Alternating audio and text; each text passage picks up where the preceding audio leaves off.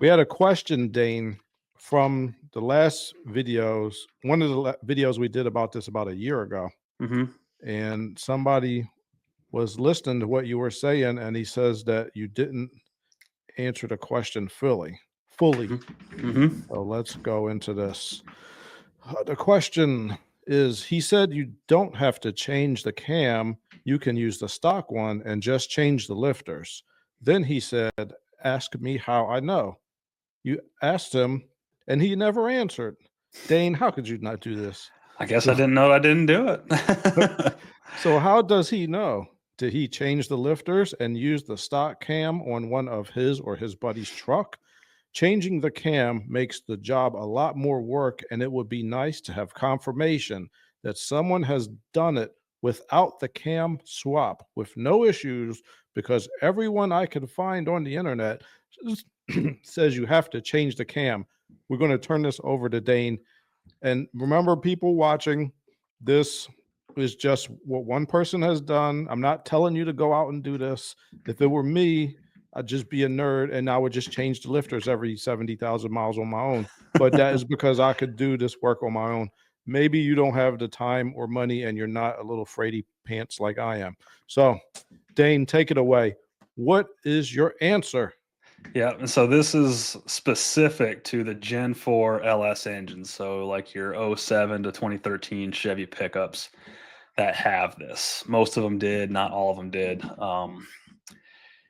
And so before we go too deep, I kind of want to know, I would like to know why he's wanting to replace his active fuel management or delete his lifters, because that could take you down one of two paths. But in short, to answer his question, yes, I have done this. Yes, you can get away with just putting in non-DOD lifters. When the displacement on demand is not activated by hydraulic oil pressure, it acts just like a standard lifter. And there is a difference, though, between on the cam lobes, between the lifters that get the displacement on demand and the lifters that don't. And so while, yes, you can do that, you'll see everywhere on the internet says you can't. It's different. It's dumb. You'll have bad performance. The devil's going to come get you. You'll see all kinds of terrible things, but nobody really has any experience. The lifter lobe has a slightly different ramp rate and a slightly different, height than the non-DOD cam lobe. But it's not really enough to where you're going to notice a difference in performance. There's guys that say it might throw a check engine light for a cylinder misfire. You might have a little bit lower compression on those cylinders, but in my experience, you're not going to notice a difference in performance. But if you don't want to take that for what it's worth, the safe thing to do is replace the cam like everyone says. All that replacement cam is a cam that has every lobe profile the exact same. So instead of having half of the lobes one way and the other half of the lobes the other way, they're all identical. But there's more that we should talk about here too, MJ. All right. Well, again, let me ask. Yep.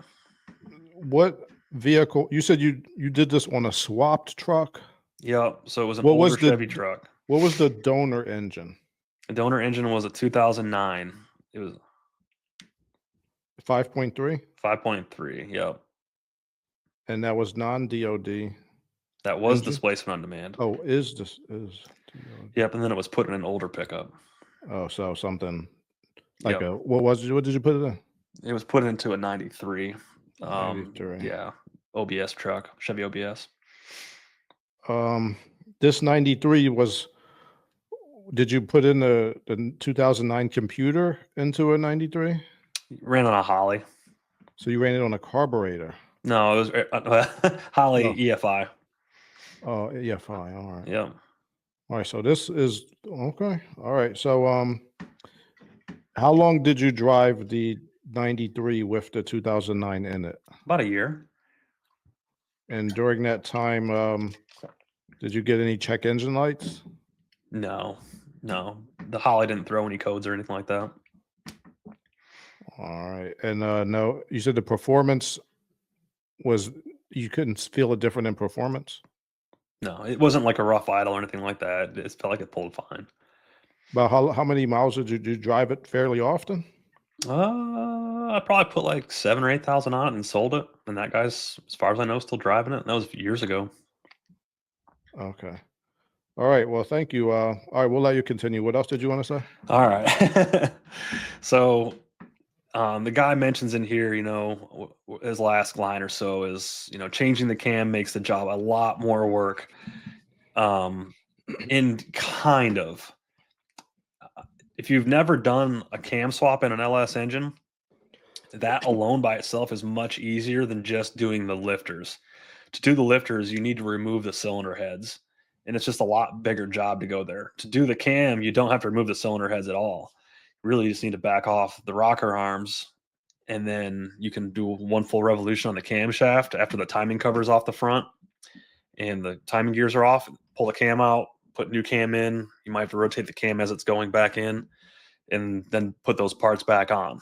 It's a lot easier job. So once you're down that far of doing the lifters, it's not really much more to do the cam. And a lot of guys, when they decide to go to that point, they're putting it on an aftermarket performance cam anyways for more power. The LS engines they have very small cams from the factory, and they respond very well to camshafts that have a little bit bigger profile to them. So you can get really easy horsepower in a hurry once you go that route. So you're saying if you don't have to do the lifters, then don't do it, is what you're saying. Yeah, and that's kind of where I'm going to go next. Again, why? Why are we wanting to take the lifters out and do the stop? Are they just making a little bit of noise on startup? Because in my experience, I've got 2 trucks. One I still have that's got over 200,000 miles on it, still on the factory lifters with displacement on demand, but it's been deactivated for the last 100,000 miles. Every time you fire it up, you get that tap, tap, tap, and it goes away after about 5 seconds. Totally normal operation. It hasn't completely collapsed or failed. If your lifter has completely collapsed or failed, at that point, you have no other choice but to replace them. But you don't have to go to the non-DOD lifter. You can still put the lifter back in and disable it. There's a couple ways you can do that. You can do it manually or mechanically. So those displacement on demand lifters have got oil ports that feed each one separately. So when oil pressure goes to them, it deactivates those cylinders.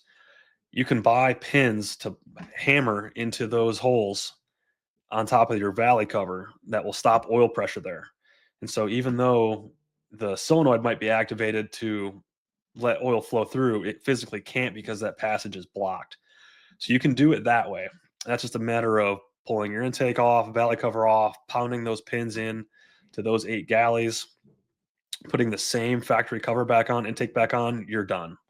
Your system will try and activate them, but it won't actually go into 4-cylinder mode. It might throw a code, but it won't actually ever go into the deactivation mode. It'll always run in V8. And that's one cheap way to do it. Those pins are really cheap. You might have to replace gasket for the intake valley cover, and that's pretty much all you got to do. The next thing you can do, which is what I've done on 2 vehicles that I've owned personally. One was a truck that I bought brand new.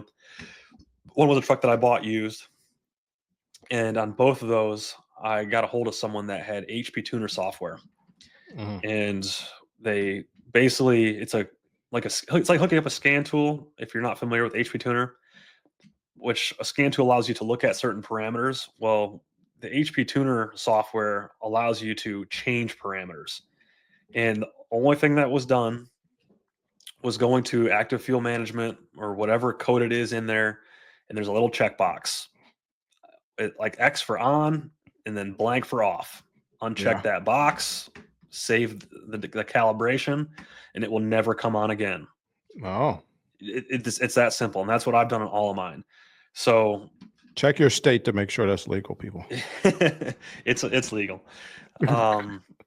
But yeah, and that's what I've done that before they failed.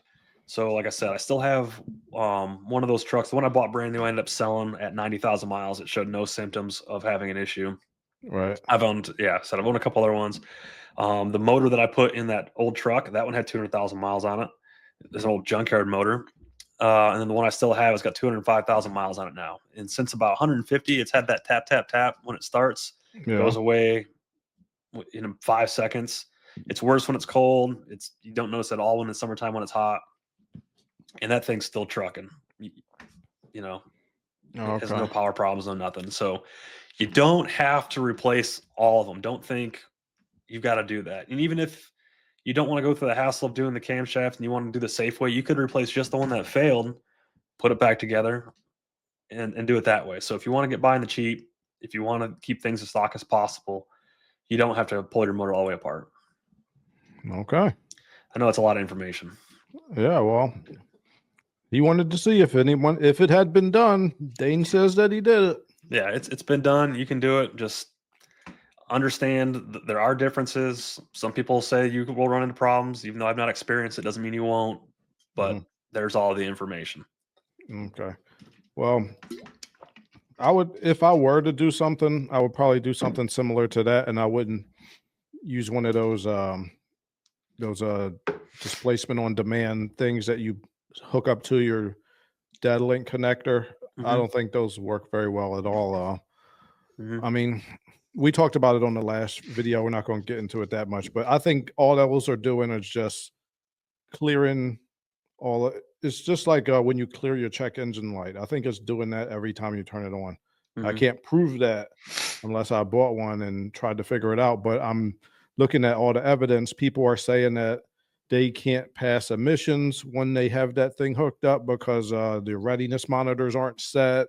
They're saying their transmission isn't shifting right. So I think that's what it's doing. I don't know for sure. But I wouldn't for the mess with little those. like programmer thing that you leave plugged into your OBD2 sensor. Yeah. I ain't messing with that. So the HP tuner is not that. You have to plug yours into HP tuners sounds more in depth than that. Yeah, it's very safe. Yeah, it's super easy. There's another thing too. If you're extra cheap and you don't mind having a check engine light on, I believe you can disconnect the vacuum pressure switch or like vacuum pressure sensor on your brake booster. Yeah. And it'll think there's no engine vacuum, and so it'll kind of throw it into a default mode where it won't activate that 4-cylinder. It'll still run normal. You're not going to have any performance issues, but it won't go into 4-cylinder mode. Okay. You will have a check engine light though. Oh. All right. Well, that is AFM. I know I did a video on the other one. You weren't here, Dane. Dynamic fuel management. But I saw an article on GM Authority where it says you could disable that just by manually putting the transmission into 9th gear. Oh yeah, I've heard about this. And Dane was saying it'll still shift regular, it just won't go past 9th gear. Yeah. If you put that in. Yeah, that's how I understand them. No, Dane, I saw Scotty Kilmer talked about that way to disable the DFM. Did he? Yeah, so I think he's looking at the same sites that we're looking at for news. Probably. Because that's a GM Authority article. Or he's got stuff he's playing with too, because any of the GM trucks that I have that have the manual shift, the manual button shift, like say you put it in 5th gear, but you come to a stop, well, it's not going to keep it in 5th gear. It's still going to come down to 1. But as you start to accelerate, it'll start running through the gears and get back up to 5, and it'll just stay there. It won't ever go into 6 or 7 or 8. Yeah, I don't think he's got a truck. He likes Toyotas. So I see he hates Chevy. Yeah, but we like Chevy around here. That's his choice. If you don't like it, that's okay. But yeah, we like Chevy. Yeah, you can hate good trucks. It's all right. Yeah. All right. Well, there you have it. I hope that answered your question.